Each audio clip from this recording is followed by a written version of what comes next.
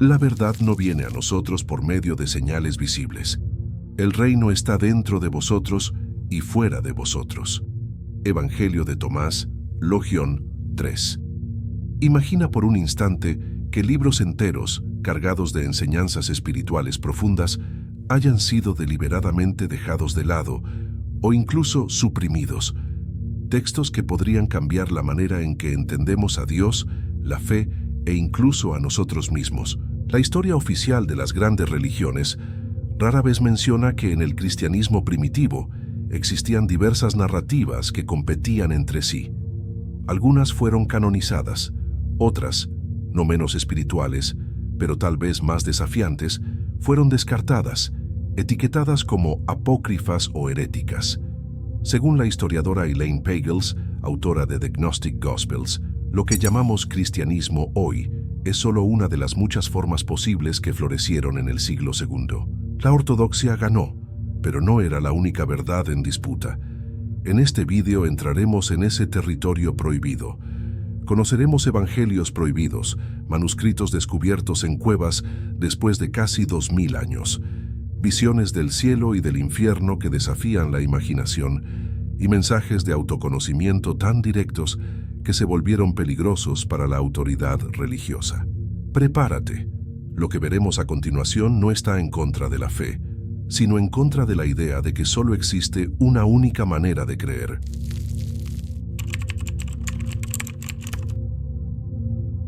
El término apócrifo proviene del griego apócrifos, que significa oculto o escondido. No porque fueran libros prohibidos a la fuerza, sino porque quedaron al margen de lo que más tarde se convertiría en el texto oficial de la fe. Al inicio, el cristianismo no era un bloque único. Era una red viva, casi anárquica, de comunidades extendidas por el Mediterráneo. Cada grupo guardaba sus propios escritos, cartas, revelaciones, colecciones de dichos, narraciones de visiones, y los leía en las reuniones como alimento espiritual. Pero en el siglo IV, bajo la sombra del poder romano, esa diversidad se convirtió en un problema. La fe necesitaba un canon, una medida única, una colección de textos que definiera quién estaba dentro y quién estaba fuera. El Concilio de Nicea, en el año 325 d.C., no decidió por sí solo todos los libros de la Biblia, pero inauguró una era de definición y exclusión. Textos como el Evangelio de Tomás, el Evangelio de María, el Apocalipsis de Pedro, el Evangelio de Felipe y el libro de Enoc no entraron. Algunos porque presentaban interpretaciones demasiado místicas e interiores, otros porque mostraban un Cristo que no encajaba en los moldes de la ortodoxia. Siglos después, descubrimientos como los manuscritos del Mar Muerto, en 1947 en las cuevas de Qumran, y la biblioteca de Nag Hammadi, en 1945 en Egipto, sacaron a la luz parte de ese tesoro perdido. Dentro de esos pergaminos reposaban palabras como estas, del Evangelio de María: donde está la mente está el tesoro. El estudioso Bart D. Ehrman, en Lost Christianities, recuerda: lo que llamamos pérdida fue, muchas veces, elección deliberada. Borrar ciertas voces fue tan importante para la formación del cristianismo como preservar otras. Así, entre decisiones conciliares, disputas de poder e intereses imperiales, mucho de lo que podría haber sido parte de nuestra herencia espiritual quedó oculto.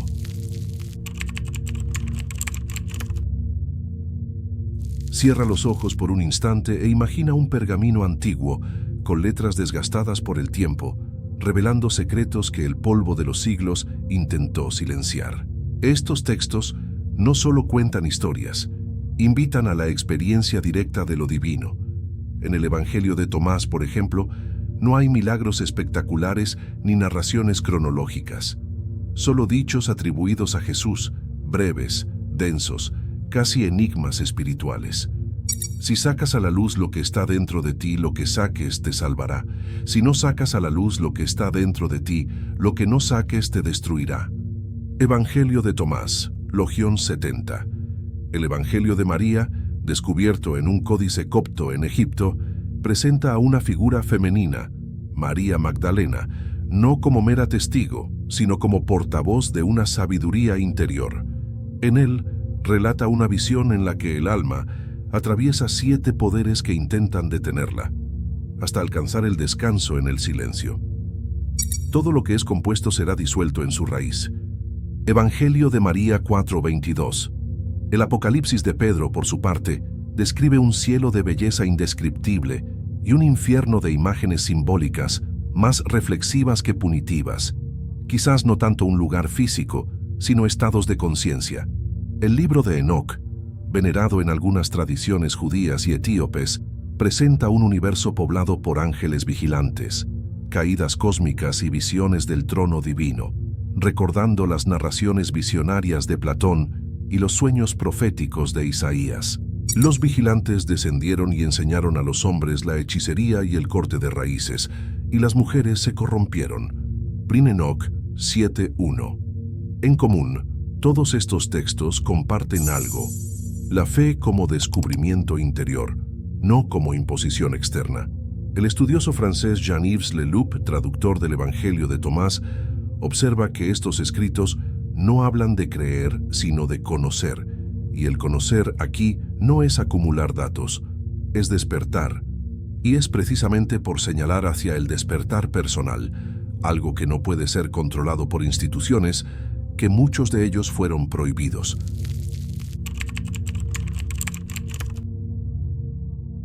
Cuando leemos estos textos, es fácil olvidar que en los siglos II y III el cristianismo no tenía un jefe central ni una doctrina única.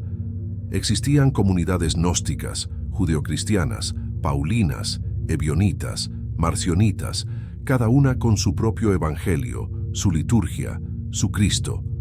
Pero a medida que el cristianismo crecía, la diversidad se convirtió en una amenaza para quienes buscaban unidad y control. La gnosis, palabra griega para conocimiento, enseñaba que lo divino podía encontrarse dentro de uno mismo, sin intermediarios. Esto debilitaba la necesidad de una jerarquía rígida. El Evangelio de Tomás ya insinuaba esto: el reino está dentro de vosotros y fuera de vosotros. Cuando os conozcáis a vosotros mismos, entonces seréis conocidos, y sabréis que sois hijos del Padre vivo. Logion 3. Para la ortodoxia emergente, este énfasis en la experiencia interior sonaba peligroso. Bart D. Ehrman escribe, en Lost Christianities, no fue solo una cuestión de doctrina correcta, fue una cuestión de autoridad. ¿Quién tenía el poder de decir lo que Jesús realmente dijo? El Evangelio de María iba aún más lejos. Al colocar a María Magdalena como intérprete legítima de las palabras de Cristo, sacudía la estructura patriarcal de la iglesia naciente. Karen L. King, autora de The Gospel of Mary of Magdala, señala que este texto apunta a un cristianismo en el que el liderazgo y la revelación no dependen del género ni del cargo, sino de la capacidad de comprender el mensaje. El libro de Enoc, con su rica y casi mitológica cosmología, también se apartaba del retrato más sobrio que se quería dar a las Escrituras. El Apocalipsis de Pedro, con su descripción simbólica del más allá, relativizaba la idea de un juicio literal y eterno, lo que debilitaba el uso del miedo como herramienta de conversión.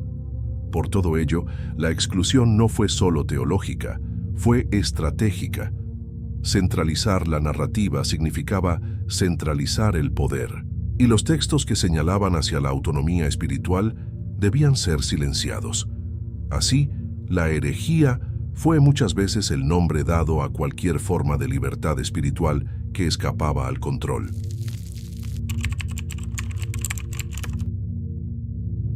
Estos textos antiguos, aunque distantes en el tiempo, dialogan con cuestiones profundamente humanas, las mismas que filósofos, psicólogos y místicos han explorado durante siglos. La gnosis, por ejemplo, puede entenderse como un proceso de individuación, para usar el lenguaje de Carl Gustav Jung, el camino por el cual el ser humano se reconcilia con su propia totalidad, integrando luz y sombra. Jung, al comentar el Evangelio de Tomás, afirmó: estas palabras suenan como si vinieran del inconsciente profundo. No piden creencia, piden transformación. De hecho, cuando leemos, cuando hagáis de los dos uno, Y cuando hagáis el interior como el exterior, y el exterior como el interior, entonces entraréis en el reino. Tomás, Lo-22, nos encontramos ante un lenguaje simbólico que habla de integración. El mismo principio que la psicoterapia moderna busca cuando ayuda a una persona a armonizar sus partes internas. En la filosofía, especialmente en el estoicismo y el platonismo, encontramos ecos de esta sabiduría. Platón hablaba de la anamnesis, el recuerdo de una verdad que el alma ya conoce.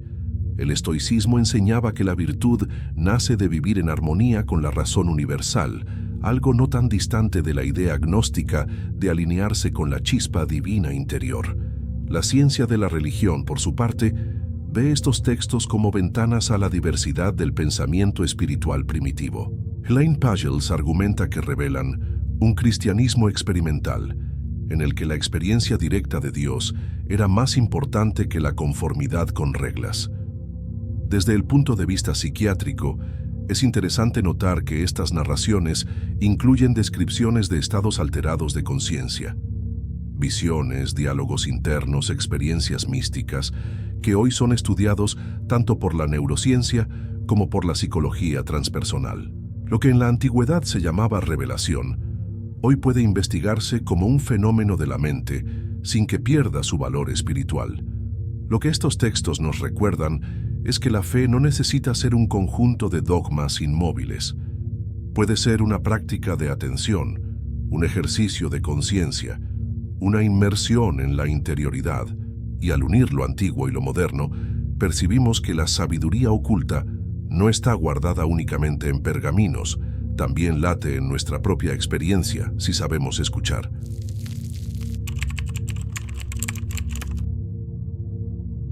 ¿Qué hacer con todo esto? ¿De qué sirve conocer evangelios olvidados si permanecen solo como curiosidad intelectual? Estos textos no fueron escritos para quedar encerrados en bibliotecas o enterrados en cuevas. Fueron escritos para provocar cambio. El Evangelio de Tomás, con sus dichos breves y enigmáticos, es casi un manual de meditación. No describe doctrinas, siembra semillas. Cada frase puede leerse, releerse y saborearse hasta que comience a germinar en el silencio de la conciencia.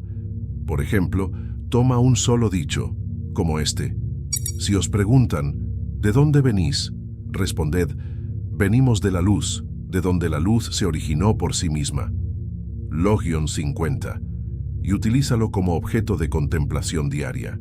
Pregúntate, ¿qué es esa luz en mí de donde vengo?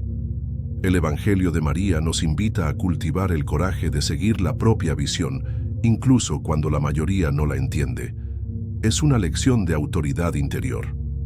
El Apocalipsis de Pedro nos recuerda que el cielo y el infierno pueden ser estados internos, y que cuidar de la mente y el corazón es cuidar de nuestro propio destino.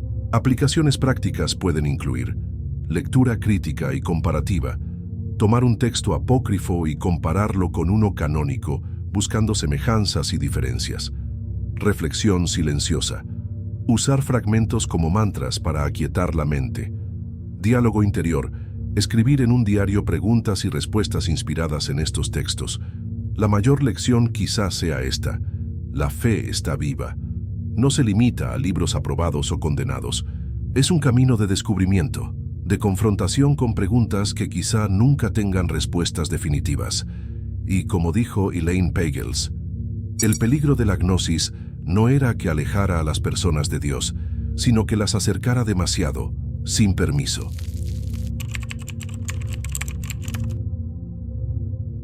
La historia que hemos recorrido no trata solo de libros perdidos, trata de posibilidades olvidadas, de caminos que podrían haberse recorrido y que aún pueden recorrerse.